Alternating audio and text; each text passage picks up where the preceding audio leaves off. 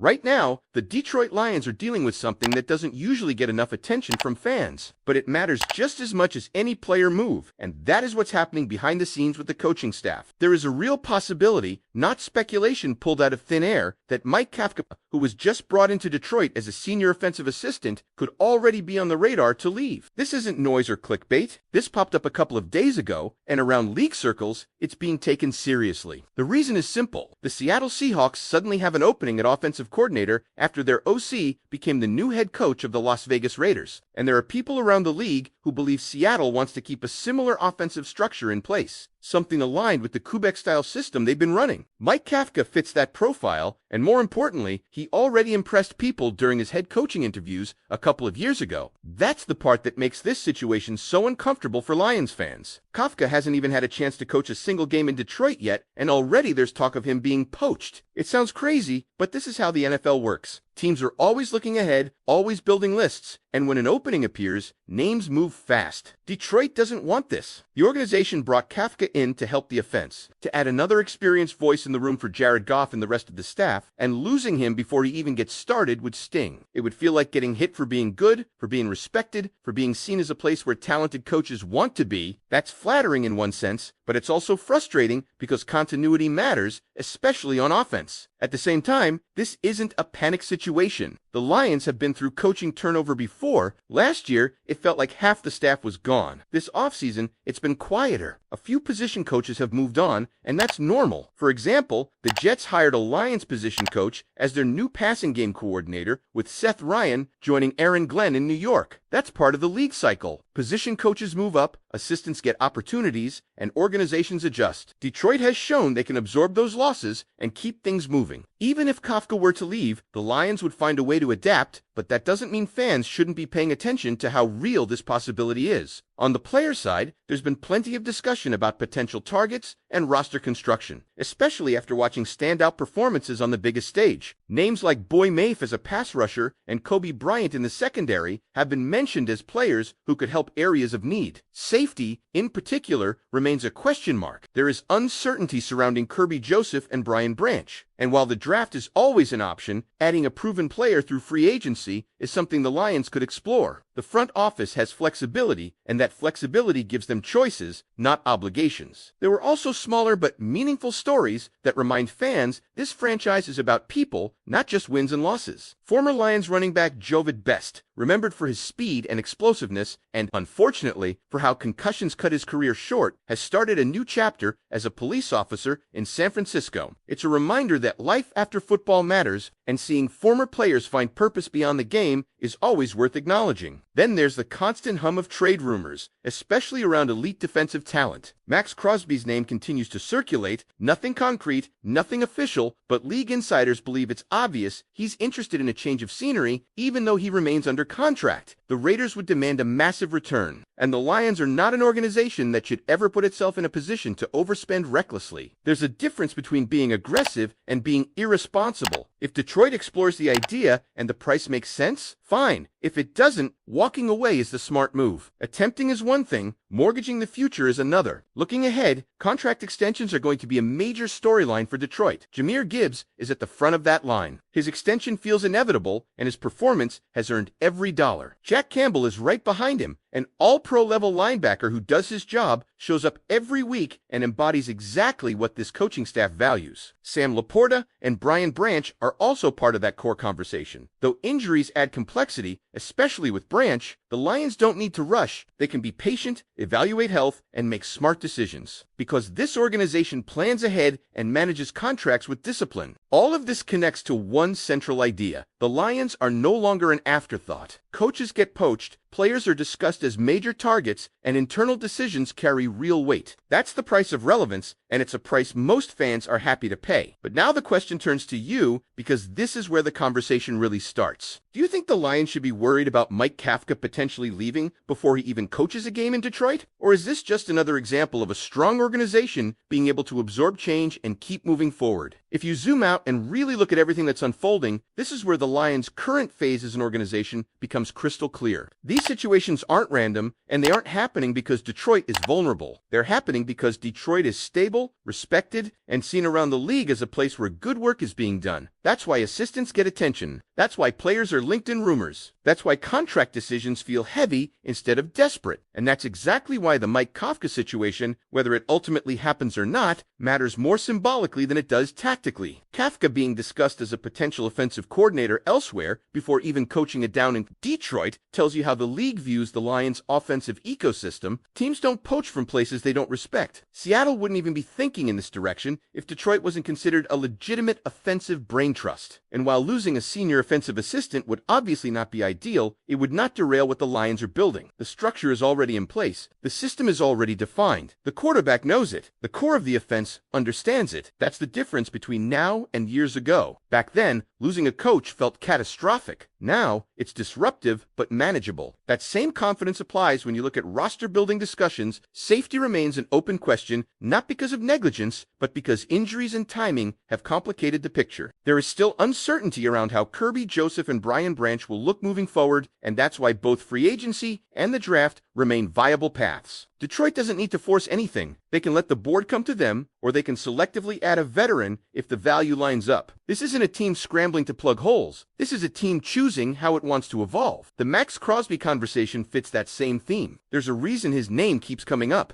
He's an elite edge rusher, and elite edge rushers almost never become available. The league knows it, the Lions know it, fans know it, but availability doesn't automatically mean feasibility. The Raiders would demand a massive return, and Detroit is not in the business of reckless trades that cripple long-term flexibility. Exploring the idea is smart. Monitoring the situation is smart. Overpaying out of desperation would be the opposite of everything this front office has proven itself to be. If a deal ever makes sense within reasonable boundaries, then you consider it. If it doesn't, you move on without regret. Where things get especially interesting is with the upcoming contract extensions, because this is where good teams separate themselves from average ones. Jahmyr Gibbs is the clearest case. His extension isn't a question of if, it's a question of when. His production, his explosiveness, and his impact on the offense make him a foundational piece. Jack Campbell falls into that same category in a different way. He's not flashy, but he's consistent, reliable, and exactly what this coaching staff values at linebacker. He does his job, stays on the field, and brings stability to the defense. Sam Laporta and Brian Branch add another layer of complexity. Laporta's outlook appears positive, and there's optimism around his recovery. Brian Branch, however, is more uncertain. His injury is more recent, and that uncertainty naturally affects timing. Detroit doesn't need to rush into anything here. None of these players are about to walk out the door tomorrow. The organization can afford to wait, evaluate progress through training camp and minicamp, and make informed decisions. If patience is required, Detroit has the mechanisms to maintain control and flexibility while protecting the team's long-term interests. All of this reinforces one unavoidable reality. The Lions are operating from a position of strength. They're not reacting emotionally.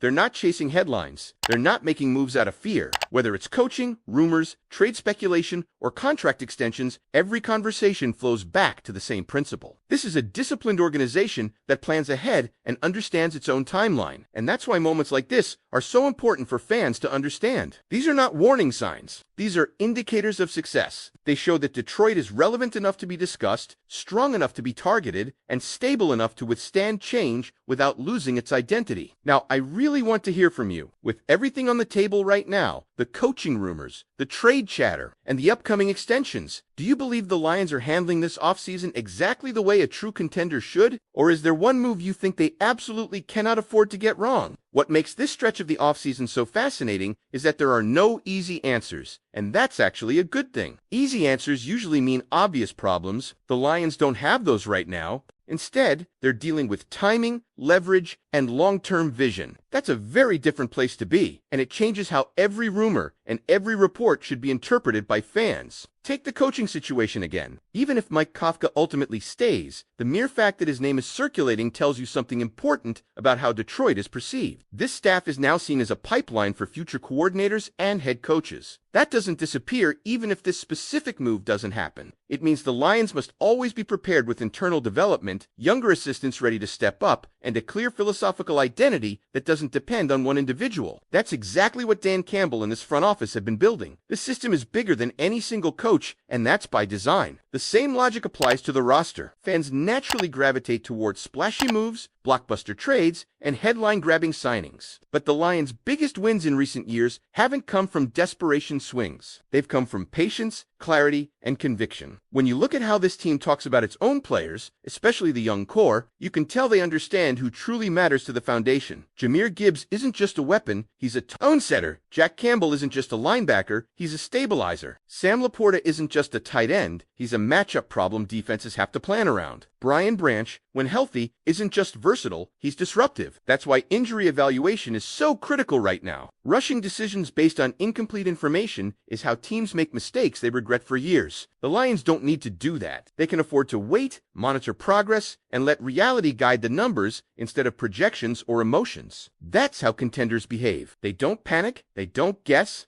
they observe, adjust, and strike when the moment is right. Even the Max Crosby discussion, which will not go away anytime soon, fits neatly into this framework. The Lions don't need to land him to validate their offseason. They don't need to chase him to prove ambition. Their ambition is already evident in how they've built this roster. If the opportunity aligns with their valuation, fine. If it doesn't, walking away is not weakness. It's discipline. And discipline is what keeps a window open longer than one season. What fans are really watching right now, whether they realize it or not, is a stress test. This is what happens when expectations are real. Every decision feels heavier because the stakes are higher. But that's exactly where Detroit wanted to be. The Lions are no longer asking if they belong. They're deciding how long they want to stay. So as this offseason continues to unfold, every move, every rumor, and every non-move should be viewed through that lens. This is a franchise choosing sustainability over impulse, control over chaos, and identity over noise. That doesn't mean they'll get everything right. No team does. But it does mean there's a clear plan guiding every step. At this point, the offseason stops being about individual headlines and starts becoming about alignment.